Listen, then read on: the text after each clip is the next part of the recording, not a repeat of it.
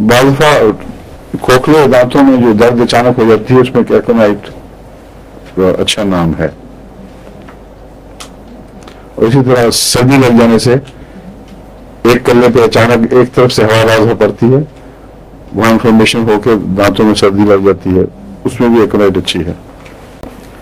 Throat में जो आप सब लोगों ने तजुर्बा कर लिया इस दफा, काफी लोगों ने, अचानक को बहुत मुफीद है।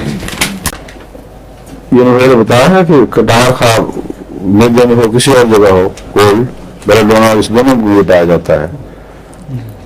अभी कहा था शुरू में कटार नजला जिस उम्र पे भी पड़े, मेदे पे हो, अंतरियों में, गुर्दे वगैरह में, उसमें सडननेस और वायलेंस होती है और ब्लीडिंग की टेंडेंसी भी हो जाती है जल्दी।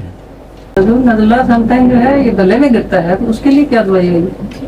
उसके लिए तो कई, एक तो वो है एलियम सीपा बताया था आपको, पुराना हो, क्रॉनिक हो तो नेट्रम कार्ब है, और भी कई दवाएं हैं। गले में गिरना तो अमूमन रोजमर्रा का है, डिपेंड करता है किस किस्म का नजला है। बस पानी की तरह या गले में? पानी की तरह पतला हो तो allium cepa is more likely to work acute case में। Retching, vomiting, bile, vomiting of blood, हर जगह देखा जहाँ सडननेस से ब्लड का रश होगा वहाँ इम्कान है कि तो कुछ ब्लड लीक आउट करेगा, जख्मी हो जाएंगी कैपिलरीज, वहां से पूज आउट करना शुरू कर देता है। अंतरियों में इसकी पोजिशन मैंने यही देखा, अगर मरीज को जल्दी खून आने लग जाए, लंबी हिस्ट्री ना हो पेजिश की, बल्कि जल्दी खून आए और बाद में बिल्कुल प्योर ब्लड आने लग जाता है, उसमें एक्रोनाइट इज द बेस्ट रेमेडी।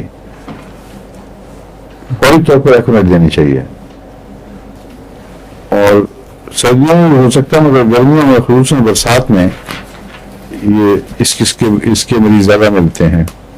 किताबें लिखती हैं ग्रास ग्रीन डिस्चार्जेस में भी, अगर डिसेंट्री या स्टूल में ग्रास ग्रीन डिस्चार्जेस हों, वो मेरे ख्याल में तो एपिकॉट में ज्यादा मिलते हैं।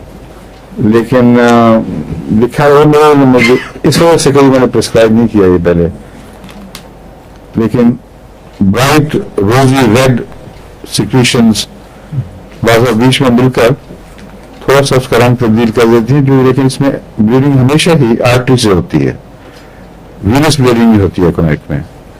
ये सप्रेस हो गया, रिटेंशन हो गया शॉक के नतीजे में, शॉक के नतीजे में अगर यूरिन सप्रेस हो तो उसमें कॉस्टिकन भी बहुत अच्छी दवा है। अगर वो बच्चे की पैदाइश के वक्त जो इंजरी ट्रोमा पहुंचता है उसमें कॉस्टिकन बहुत अच्छी है। अगर जज्बाती सदमा पहुंचने से पेशाब बंद हो जाए तो इमीडिएटली एक्रोनाइट देना चाहिए। वफात का किसी का अजीज का कोई और माली सदमा पहुंचने से शॉक पहुंचता है, वो उस इब्तदाई शॉक में एक्रोनाइट अक्सर ज्यादा कॉम्प्लिकेट होने से बचा देती है। बहुत डॉक्टरों का ख्याल है कि औरतों को एक्रोनाइट मरबूल निस्बत ज्यादा मुवाफिक आता है, शायद इसलिए कि उनके अंदर खौफजदा होने या सदमे से उसका गहरा असर कबूल करने का मादा ज्यादा होता है। लेकिन औरतों की बीमारियों में यूट्रस इन्फ्लेम हो जाए, ओवरीज हो जाए, विगरस एक्साइटेबल वुमेन हो, उनकी जो भी अंदरूनी तकलीफें हैं उनको आवाज में अगर एक्रोनाइट दिया जाए तो आगे बढ़ने से बच करती हैं अल्लाह टोल से। आपने इसमें वो स्टैबिंग पेन्स का जिक्र किया था, किसका? स्टैबिंग पेन्स एक्रोनाइट में कि बहुत तेज दर्द से, तो बाज़ ख़वातीन को जो पीरियड्स में होती है बहुत, वो अलग है दवाएं उसकी, वो मैं आपको बताऊंगा। बेलाडोना भी इनमें से एक है। ये एक्रोनाइट को जो मैंने कहा था ना फर्क है बेलाडोना और इसमें, वो बेलाडोना में आ जाएगा जिक्र। शदीद किस्म की पीरियड्स की पेन्स में बेलाडोना बहुत इफेक्टिव है, और भी बहुत सी दवाएं आपको तफरीक करनी पड़ेगी। लेकिन बेलाडोना अगर काम करे लेकिन वो बार बार बीमारी हो, फिर किलकेरिया कार्ब देनी पड़ेगी, क्योंकि बेलाडोना का क्रॉनिक सल्फर ही नहीं किलकेरिया कार्ब भी है।